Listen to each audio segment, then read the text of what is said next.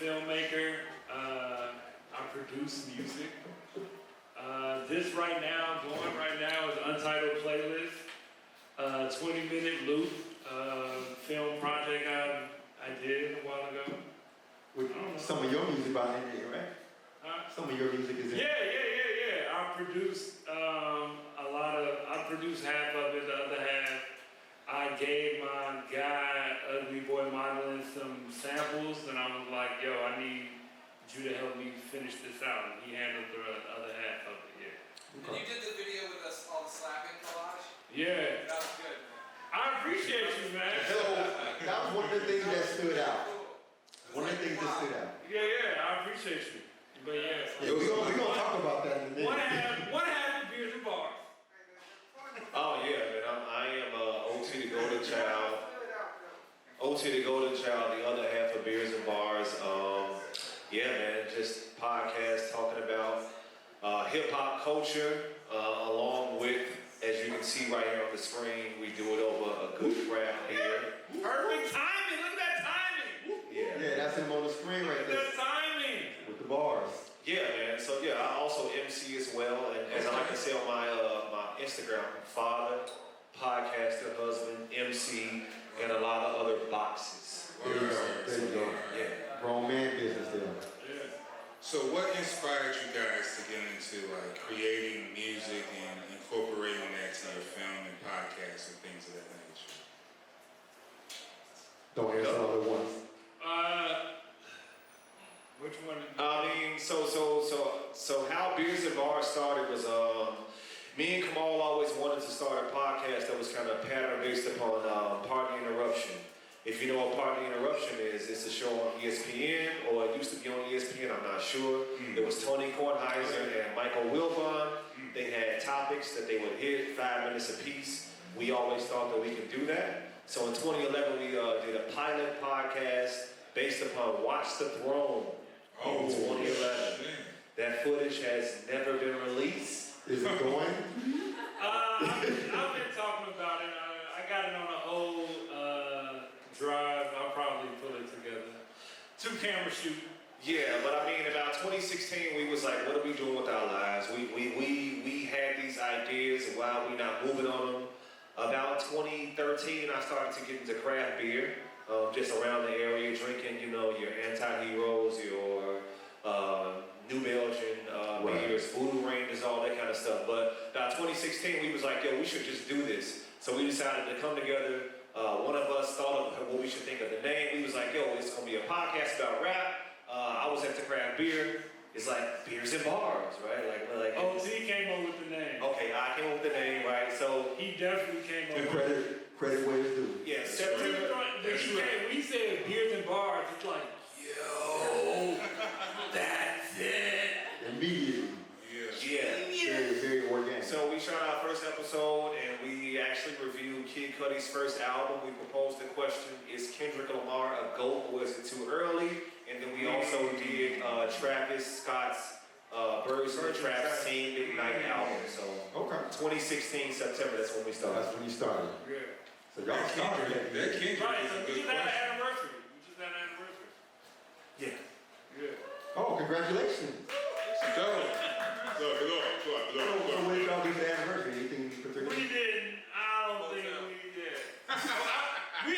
For me, I really look at the number of episodes we're at. Okay, so that's your focus. What number are you at? 250, 260 something. I'm not sure what we are. But And it's weekly, right? we just go on the vibe. If there's something we want to talk about within the culture, we'll talk about it. At this point, we kind of just, we're in the flow. And if there's something we want to talk about, we kind of just get together and do We it. used to do weekly. We would get together and record 3 to 4 episodes at a time. We would come get together, change clothes, and we'd have topics that we talk about, and we did it like that. And then around the 100th episode, that was like our longest episodes at the time. You know, we were trying to do like part of the interruption. It's very quick. Yes, boom, boom, boom. So we were rapid fire conversation show. And And then at the 100 episode mark, that was our longest episode at that point. And we were just really just shooting the breeze with two of our guys. And it's like, yo, why don't we just do this? Because we would always... It was more free flowing. We would have a timer and we time ourselves for 2 minutes, right? That's But then restricted. it's like, all right, the timer went off, but hold on, I got another 5 minutes to talk about what we're talking about. And the reason for that was that a lot of people who will be commenting on the podcast were like, man, I really liked the last episode, but I wish y'all would have talked more. Because we were literally 3 topics, 2 minutes. Each topic. Yeah. Each topic, shut the fuck up, that was it, right? So if you ain't get it out, you just didn't get that point That across. was exactly. But people was like, man, y'all really nuanced, and we really like y'all opinions, like, we want to hear more, so we started to go to more of a long format podcast where it's just a conversation more than it's just, restrictive time limit and whatnot. And the average length now is what? Back in the day, 8 minutes, 9 minutes maybe? Something like that. And let me point out that the Canon 7D can only record for 12 minutes at a time. Yikes. Yeah. So we They don't would tell you have that on the the box. timer, right, we would have the timer set for 12 minutes, for like 11 minutes, so I don't need to Just go in case. over So it. you have that, right. So we record, do rapid fire talking, and then if we made it before the 11-minute mark, it's like, yo, we did good. So y'all were Twitch before, I mean not Twitch, but TikTok before TikTok. Possibly. Yeah. That limited time slot where you gotta get your thoughts out in time. Yeah. So now your average episode is what? How long? Like 45 minutes. 45 to an hour based upon if On average. yes. Okay. Yeah. So beers and bars. Let's start with the beer side. What's your favorite beer? Oh shit. That's Look, And let you me go first because he's a connoisseur. Okay. He's about to be a Cicerone. Oh, what's up? So you gotta, but I'll just say this. I always like to say he's the beers of beers and bars. But Not that he doesn't know bars. But he's the MC too though. He is. I ain't gonna say he's But a he beer. knows more about beer than I do. Bars. He knows way more about beer than I do. You know what I'm saying? Okay. So I It's like- really defer to him when it comes to beer stuff. So what's your favorite beer then? But you can go brand or you can go type. Make it easy for you. I'm a fan of sours actually. I'm a fan of sours. I am. Okay. I'm not like when I'm out. I'll do the Belgians and I know all the Pilsners and things like that. But that's not true. You don't care. IPA. As long as they give you a little bit of a buzz, you drink it. But since 2016, I would say I would do an MGD and think, or I do a highlight and Hold on. live it. Edit this out. Let's go back and do this again. Right, stop. No. Yeah, like don't let him drown. Go ahead. Favorite. So to give him credit, I mean, Right. yeah, I am the MC, but this guy here, when I went, okay, so first of all, a bit of the journey that's missing is that we are college roommates from Carbondale. Oh, word. So We got both drinking MPD at one time. the thing is that, and I was from the West Side, and I had a genuine concept of hip hop, and I like pop, big, all that. But Kamal is an MF Doom fan. He is an avid student of Wu-Tang. Oh, you was He deep. is right. So he really is. He put me on to a lot of music in college. Okay. I honestly had never even really checked for maybe let's say all the Iron Man, right? I didn't hear Iron Man when it came out in '96 because I was a West Sider listening to Twister, Adrenaline Rush, right? Got you. Okay. So he is more so of the bars, right? Got you. So exactly all that I wasn't in tune with, but Not like Twisted don't have bars, but I know what you mean. fam, Adrenaline Rush is a classic. I'll fight. Yes, it is. I will fight everybody in here. Yeah. All right, so but my favorite beer. I mean, I call myself basic bitch IPA guy. What? I can relate. You can relate. And you know what it is? I know a lot of people don't like IPAs, but what it is when you coming up in college and you broke and it's 50-cent draft night for cores and MGDs and all that. The first time you have an IPA, it's like, whoa, wait a minute. What is this? This is different. What is the feeling? My favorite beer though, I'm a fan of, I like Hot Butcher. Okay. Hot Butcher does a lot of fancy, hazy creations within the city. Sorry. I like what Revolution does with somebody's phone. What's happening? Yeah, his phone buzzing off. So, Silence your phone, sir. Yeah. I really. We got the mics. That guy. Deepwood series, Revolution, they do their barrel aged stouts and whatnot, like those joints. So I would say bourbon barrel aged stouts and IPAs are my favorite. So yeah. So are you looking forward to the upcoming release for the barrel age? Oh, absolutely. Goose Island? Have you seen the list? I have not. Go on Goose Island's IG, they got the list of what they're doing this year. Oh, for Bourbon County? Yeah. Okay, absolutely. Oh, yeah. Where's Sam? Sam had left, but shout out to Bourbon Bar. Yeah, shout out to Sham. Because he brews a lot of those Yeah, Bourbon County he's the joints. man behind that. Yeah. Okay. So the next question, since it's beers and bars, you already know. Let's talk about bars. Let's talk about some bars. Oh, bruh. No, we're gonna let him go first, cause since you are the bars and he the beer and y'all went verse, switch it up. Let's go. You can say favorite rapper, you say your favorite verse, whatever you want to do. So my favorite rapper of all time is Nas. Okay. Nasir Jones from Queens. I think Nas has the greatest album of all time in Illmatic. Okay. I think that he has aged very well. He dropped an album last year called Magic. Yeah. Nas is in his mid-40s and I think I don't know if he's getting better, but he's aging like fine wine. But the GOAT, the all-encompassing GOAT, is from the standpoint of albums, lyrics, all that. I don't think it's a better answer than Jay-Z. Oh, man. Okay. Fan, okay. I respect that. Jay-Z has done a lot. It's from the standpoint of his albums that he's dropped, how good they He did a are. lot of first bars wise too. The longevity, all that stuff, I think Jay-Z's the GOAT. Lyrically, I don't think anybody's out-rapping Black Thought. I think Black Thought possibly is the greatest We're ever. gonna have that conversation then. Yeah, go ahead, though. Yeah, he's a treasure. Okay. So Nas as your go-to. Nas is my favorite. But Jay-Z Nas as favorite. overall. Jay-Z is the greatest. Overall greatest. You want to throw a verse in there? Nobody, Jay-Z, the first verse on The Eagles. Shit is wicked in these mean streets, none of my friends. Bruh, he is rapping on The Eagles. How you feel about that New Jersey verse? It's hyped. I like the verse, but it's hyped. It's It is overhyped. hype. Okay. Because that's what they need to sell that album. And they had nothing else to sell it on. Yeah. And he had 95 bars as well. Yeah. Yeah, he went in. That was his song. He didn't say anything in that verse that was innovative for what he does. That was status quo from back when he was messing around with It's Jesus. a reiteration of what we already talked about. Yeah, he's already been there, done that. That's not that's not Blueprint J, where he pushes the envelope of what he can do or any MC can do. I agree. Blueprint 1 is also possibly the second or third greatest album of all time.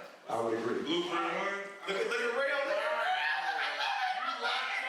Real not rolling. I can't go. I would go with song. Who you with, Rayo? Who you with? I would go with song. I'll let you get the mic. I would go with song. Who you with, Rayo?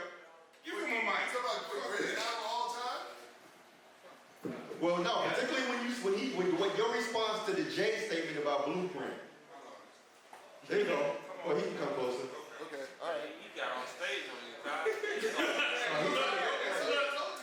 He got to take it. Tell 914 podcast on YouTube. Yes, sir. The Easily Offended Easy podcast. Offended podcast. Yes, sir. All that kind of stuff. Absolutely. And randomly, I'm just up here now. Okay. Ain't no random fly nerd group, everybody on here. Yeah. No, but Blueprint is a great album.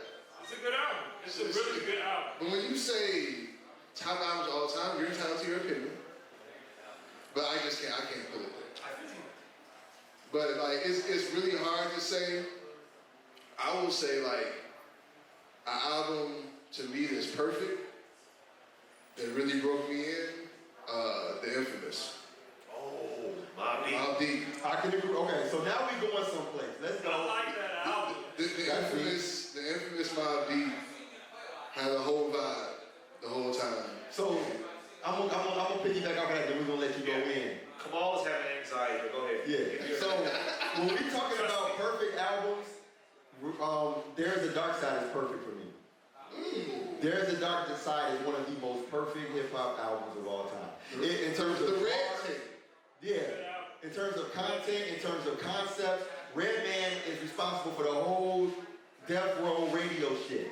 He was doing the radio stations first. He was. That was him. And when we were talking about W Balls, what was the Redman? he had WKYA, We Kicking Your Ass Radio. Yeah. We had W Balls. We had, so he switched it up every time. But and also There's a Dark Side. His concept around that loosely was him being in a session with his therapist. Oh yeah. Yeah. For a part of it, yes. Yeah. I'm just saying. No, it was. That was the whole thing. But that was just. All's favorite rappers. I'm not letting him go. No, let's go. Let's go. Look, so I'm gonna keep it real, man. In my top 3, and I used to have Common at number 1. Long ago. Now I love that. Long ago, I used to have Common Chicago at number 1. home. I still think, as a young man, I was getting every single year. It was crazy for me, but one day it all makes sense. Kind of gave me new revelations of something new that I was hearing on an album every time. I can see that. But now, Ghost is in my top 3 Okay, so of all time. this is interesting. And MF Doom is in my top 3 of all time. That's shit now for eight. Now to be honest, when I you can't say say MF Doom, that one or, you know what I'm saying? MF Doom should be everybody. Respectfully, should be. Yeah. He don't even need to be on nobody's top nothing, cause he's in that space where like you just gotta acknowledge that this dude was before MF Doom. He was ridiculous. Yeah, So it's like you go back to Peach Fuzz. yeah. And he was setting standards.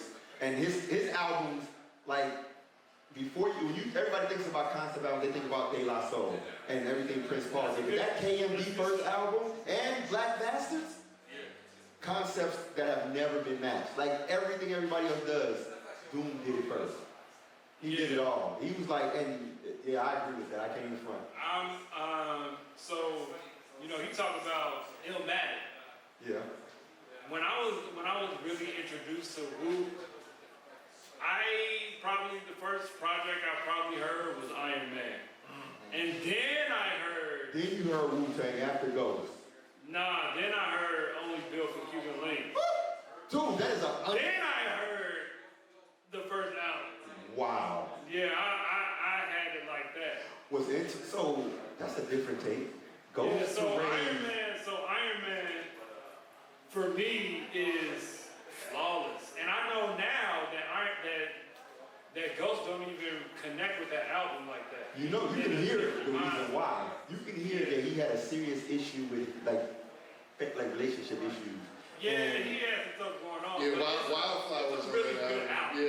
there was a lot. Yeah. And so I can imagine like when you know you're in a certain headspace, which is not your permanent headspace, but you do an album in that temporary headspace. Now you out of there, you're like, why did I do that?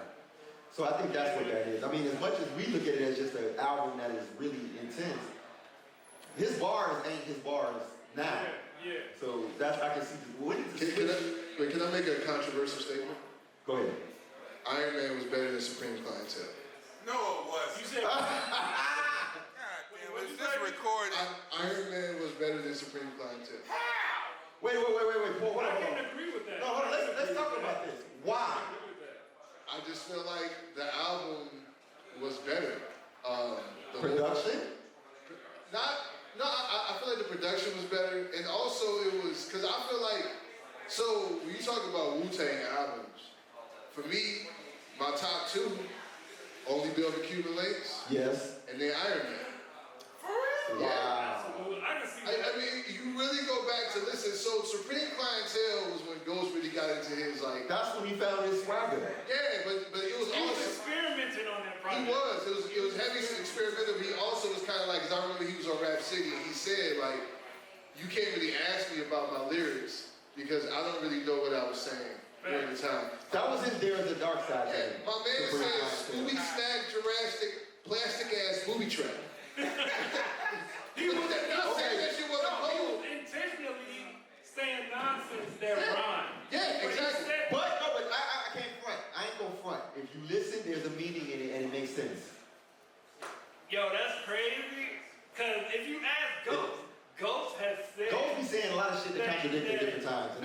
respectfully, God, but he be saying some double shit. And that depends on the mood and the mindset that he's in when you ask him. Yeah, But that's true. there's no way that he was able to write something that made no sense, remember it that made no sense, and never think about it meaning anything ever while he's spitting. See, my mic ain't on, but look. Oh, it's still on. Go ahead. Wait, you should come back over here. I should, but I'm good over here.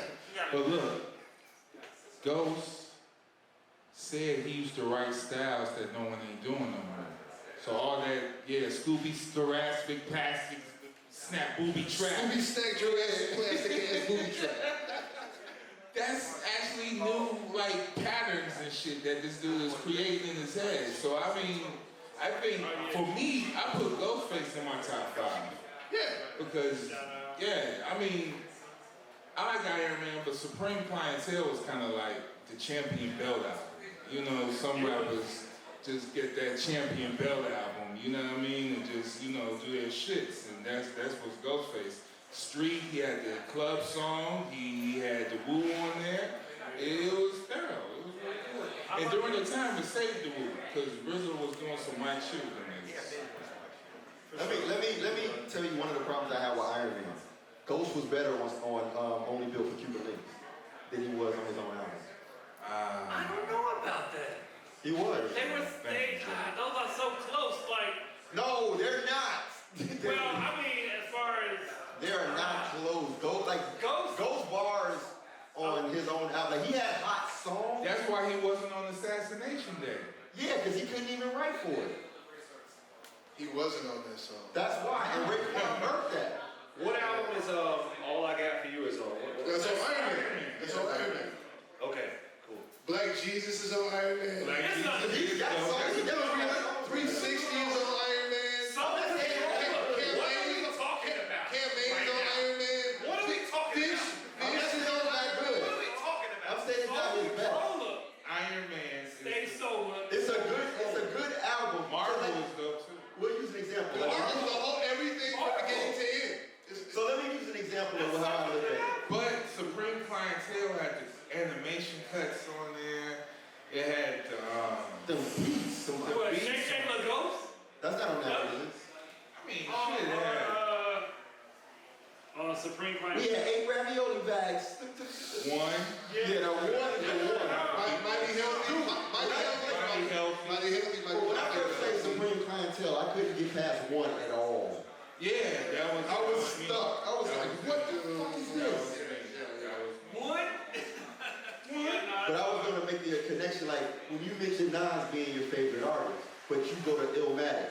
I can't really ever respect someone being your favorite artist if you gotta go to their first album 10 years, 15 years later. All right, so what else Nas got, man? Nas got It Was Written. It was good. It was written and people hated on it.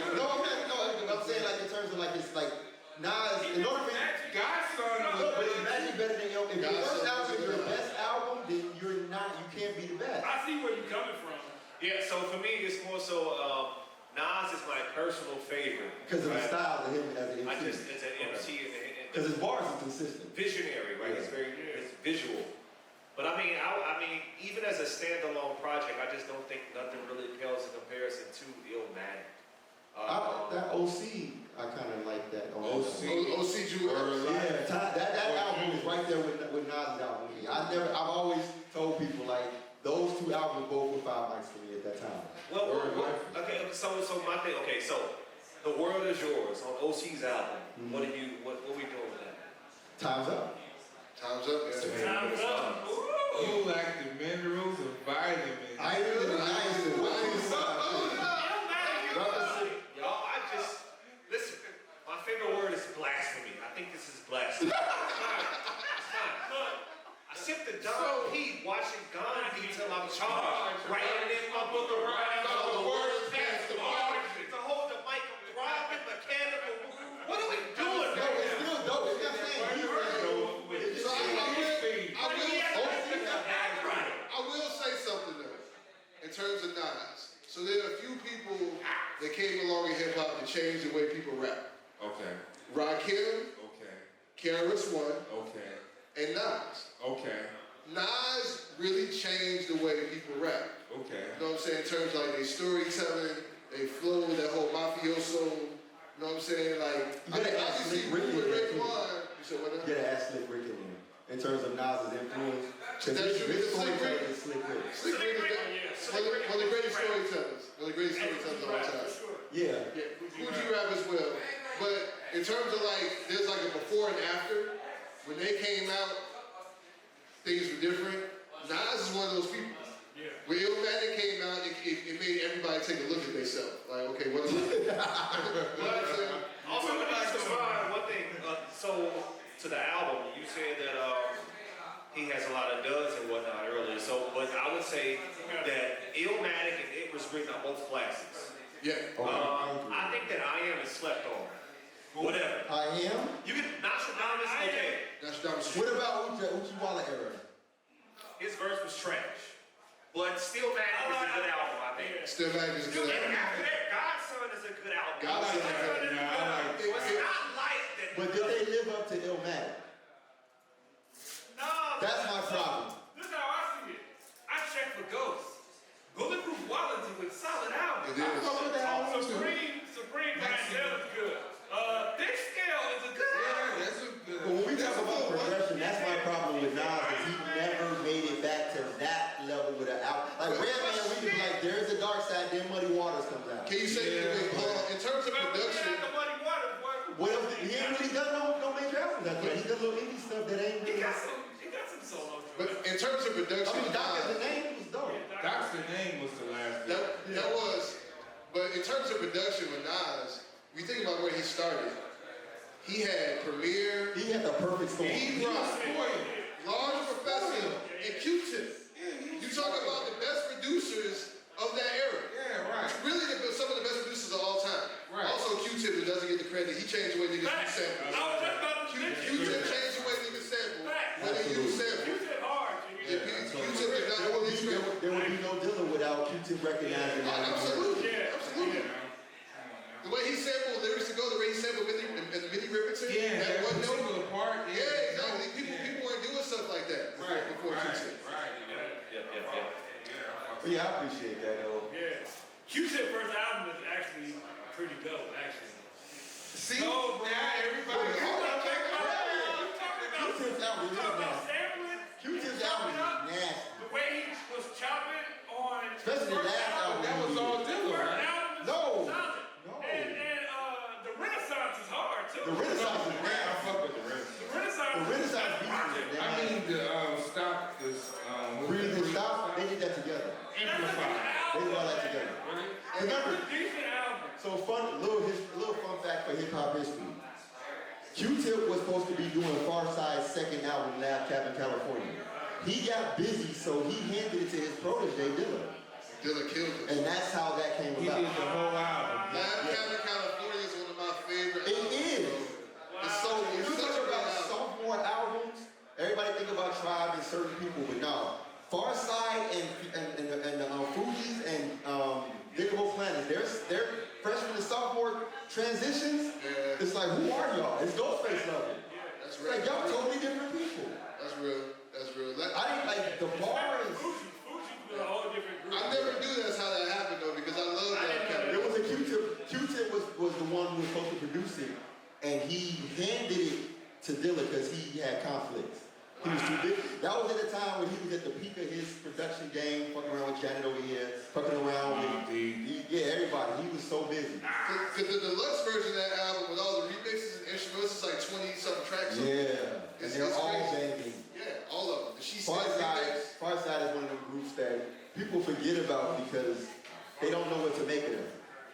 Like that's why I always laugh when people are like, singing in hip hop. You didn't listen to Far Side, bro?